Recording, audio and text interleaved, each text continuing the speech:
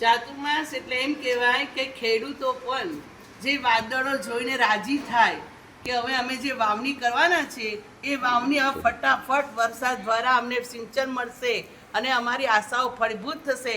જેમ ખેડૂત કાળા વાદળો જોઈને નાચી ઉઠે છે એમ અમારો જૈન સમાજ, જૈન શ્રાવક શ્રાવિકાઓ ગુરુ ભગવંતોને જોઈને એટલા આનંદમય થઈ જાય છે અને આનંદમય પ્રવેશ કરાવે છે કે અમને 4 મહિના ગુરુ ભગવંતનો એક ધારો શ્રવણનો અમને લાભ મળશે.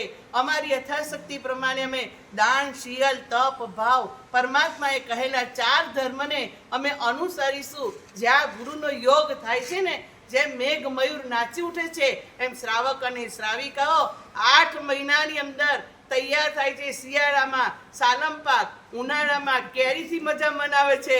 હવે ચોમાસાની અંદર તપ ત્યાગના તોરણ બાંધશે અને ગુરુ ભગવંતો આવશે, આંગણે સાથિયા પૂરશે, વિધિ વિધાન ક્રિયા સહિત સાથિયા પૂરશે.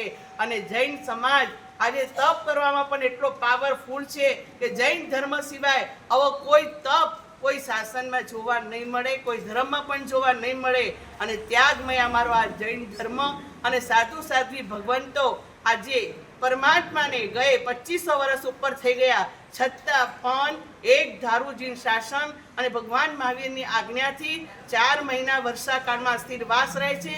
એટલા માટે કે જીવ દયાનું પરિપાલન થાય. એટલા માટે જેમ અમારો પ્રવેશ કરાયો તેમ શ્રાવકોએ પણ અહીંયા પ્રવેશ કરવાનો છે. એમ નહીં કે સામયમાં સુરા, પર્યુષણમાં પૂરા અને બાકી બધે અધૂરા. આવું રહેવું ન જોઈએ. ડેરા પર જૈન સંઘને અમારી ખાસ નમ્ર વિનંતી છે.